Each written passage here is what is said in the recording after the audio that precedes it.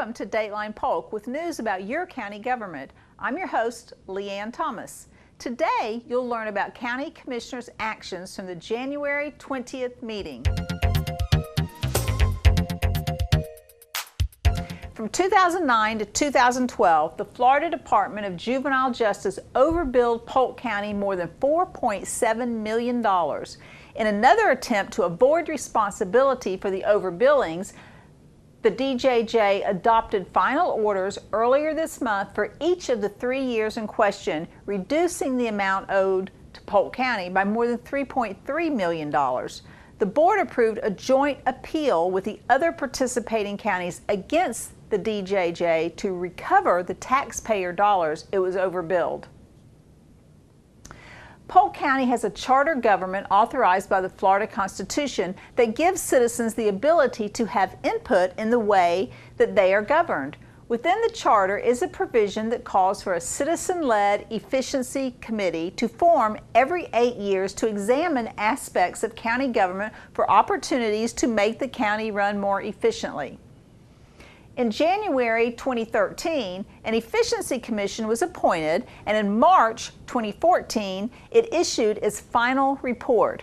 Per the charter, the county manager has up to 1 year to respond to the committee's recommendations with an action plan.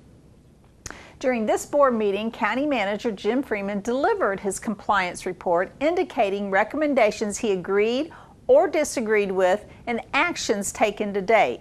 The board will take up board policy issues and provide additional direction to Mr. Freeman on issues related to the Efficiency Commission's findings during future work sessions. Mr. Freeman's complete report to the board can be viewed on the county's website, polk-county.net. Click the PGTV logo at the top right-hand corner and select the January 20th regular board meeting from the meetings menu. The board also approved modification to a consultant services agreement with Reese Engineering Incorporated for Phase 2 of the Northwest Regional Utility Service Area Reclaimed Water Aquifer Storage and Recovery Testing Program.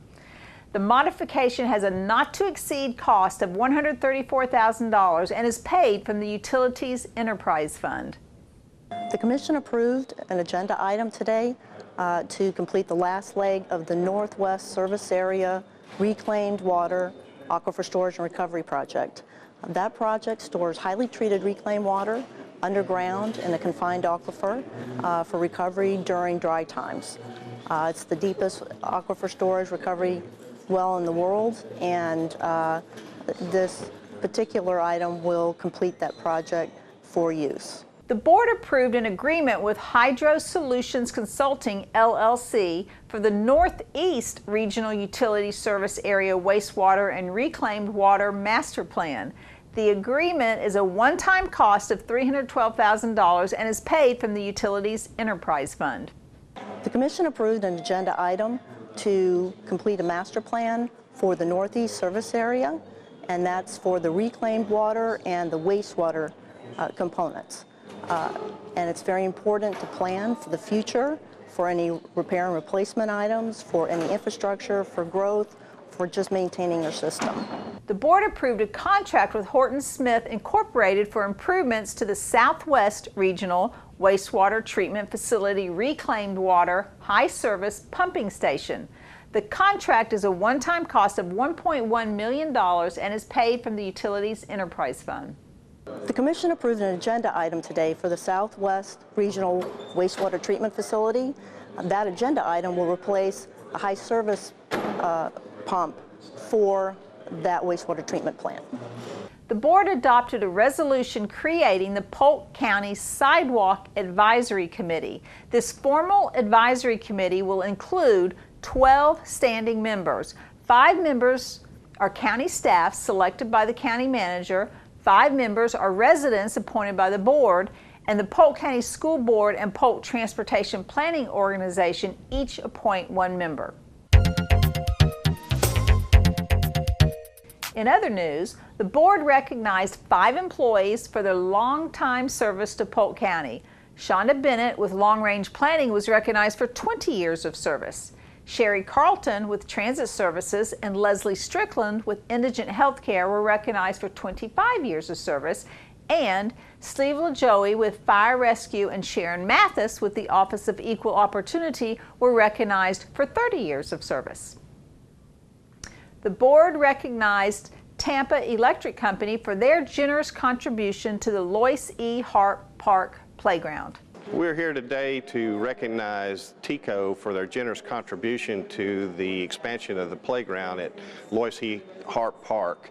The park's located in the south of Lakeland, between Lakeland and Mulberry, and TECO generously donated over $50,000 for expanding the playground.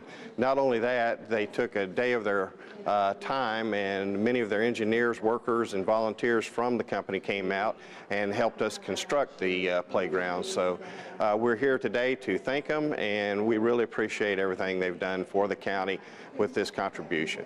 Stacy Campbell-Dominic, President and CEO of CareerSource Polk, presented its quarterly update. And finally, the board appointed Christina Alvarado to serve as a member of the Eloise Community Redevelopment Agency Advisory Committee for a 3-year term ending January 19, 2018. In public hearings, the board heard a de novo case for a construction, aggregate processing, and storage facility on approximately 17 acres outlined in white off Prairie Mine Road in Mulberry. After hearing extensive testimony from staff, the applicant, opposition, and the public, the board approved the applicant's request with a 3-2 vote, with Commissioners Bell and Lindsay voting in opposition. The board adopted an ordinance amending the Polk County Local Business Tax Ordinance, allowing for flexibility of offering a virtual receipt. The board adopted an ordinance vacating a portion of platted right-of-way highlighted in yellow on East Lake Summit Drive in Winter Haven. The board adopted an ordinance changing the Land Development Code sub-district map for approximately 61 acres south of Interstate 4 and west of Ronald Reagan Parkway in Davenport from residential low 1 house per acre to residential low 4 houses per acre. The board adopted an ordinance changing the Land Development Code sub-district map for approximately 10 acres, outlined in yellow, from residential low 1 house per acre to residential low 4 houses per acre. This site is within the Northridge Selected Area Plan. The board adopted a small-scale comprehensive plan amendment changing the future land use designation on approximately 2 acres, outlined in black, from residential low to convenience center. The board approved an applicant-initiated small-scale comprehensive plan amendment on approximately 8 acres, outlined in red, from residential low to neighborhood activity center. The board approved an applicant-initiated small-scale comprehensive plan amendment on approximately 10 acres within the Ronald Reagan Selected Area Plan, outlined in yellow, from community activity center to residential medium. Now, let's go to R.J. Walters from the Transportation Planning Organization with the roads update. Thanks, Leanne. Things are moving and shaking with the Polk Transportation Planning Organization as we plan for a safer, more accessible transportation system, and we want to share that journey with you. Sure, we love shaking hands and passing out business cards, but the way you are most valuable to us and your community is by sharing your stories. Tell us where you won't let your kids bike because the sidewalk or road infrastructure doesn't support it. Let us know what part of your daily commute you dread and why. Explain to us where opportunities exist in your community to improve access to public transit. It's really that simple. There are a number of ways you can help us build momentum in Polk County, so there's no excuse not to let your stories drive our county's future. Last week, TPO staff heard from citizens of the Neighborhood Improvement Corporation of Bartow and the East Side Positive Action Committee, another group of committed individuals in Bartow, as part of our public outreach efforts. TPO staff listened to people's concerns, answered questions, passed out surveys, and asked for assistance in identifying other people and groups to reach out to. The next group or organization the TPO Momentum 2040 Caravan visits could be one that you're a part of. Just give us a call at 534-6709 or email me at rjwalters@polk-county.net, and we will discuss how we can work together for the good of drivers, bicyclists, and pedestrians everywhere in Polk County. If you're more of a click, click, click, speak your mind kind of guy or gal, there's another option for sharing your transportation story with the Polk TPO. Simply head online to polktpo.com/momentum2040 and make your mark on our interactive map of Polk County. Here are a few examples of comments that have been shared on the site recently. Amy Campbell commented, "On South Florida Avenue in Lakeland, I'd like to see traffic calming measures taken through Dixieland, which would make room for bike lanes and increase pedestrian activity." And Jeff Pigram in Haines City shared this comment, "Reallocate the historical train station as part of multimodal station for connection with Sunrail extension and relocate links and Polk transit stops for this location. Apply for historical preservation funding to aid in county funds to construct new rail station platform facilities." The Momentum 2040 site updates within moments of you leaving a comment, and other users can then either agree or disagree with your proposed improvement. Not only will TPO staff review your comment and add it to our community feedback for our long-range transportation plan, we will also share your comments with local planners throughout the county. Building momentum is easier than ever before, so keep your eyes open and let us know what you see. Now I'll get you up to speed on road closings to watch for around Polk County as you come and go through the next week. A large-scale one that is sure to catch your attention if you're in the north part of the county is the I-4 State Road 559 interchange project in Auburndale. When the project is complete, there will be a new bridge on State Road 559. The road will go from 2 lanes to 4 from north of SR 559 to the westbound entrance ramp to I-4, and there will be a total revamping of lighting and drainage. Remember to slow down in the construction zone because when workers are present, traffic fines are doubled. The project is slated to be under construction until early 2017, and complete project details are available at www.swflroads.com/I4/SR559. Other daytime closures on area roads include the following.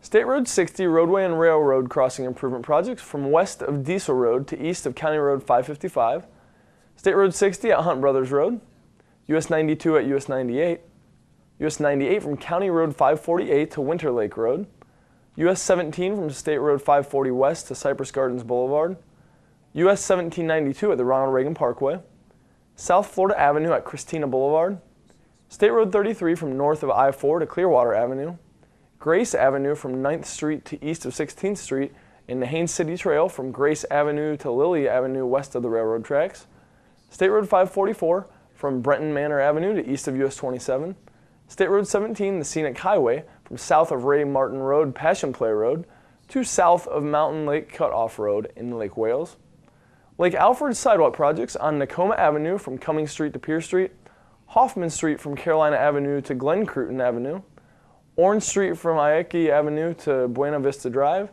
and Pennsylvania Avenue from Cummings Street to Pierce Street, Rucker Highway just north of Commercial Boulevard, and State Road 17 from State Road 544 to Hinson Avenue in Haines City, where northbound State Road 17 remains closed to all traffic along that stretch. There are a few local projects where crews will be burning the midnight oil as well, so be warned of nighttime delays in the following spots.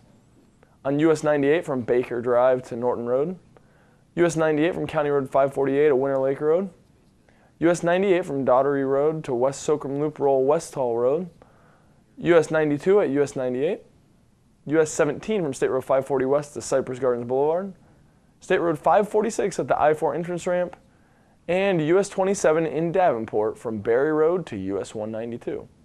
That's the lowdown on the construction rundown, and for regular or emergency road updates, check out the Polk TPO on Facebook or follow us on Twitter. With information and updates on the planning that moves Polk, I'm RJ Walters. To keep current with programs and progress in the county, visit us online at polk-county.net or follow us on Facebook and Twitter. We encourage you to join us at the next scheduled board meeting at 9 a.m. on Tuesday, February 3rd. Thank you for watching this edition of Dateline Polk.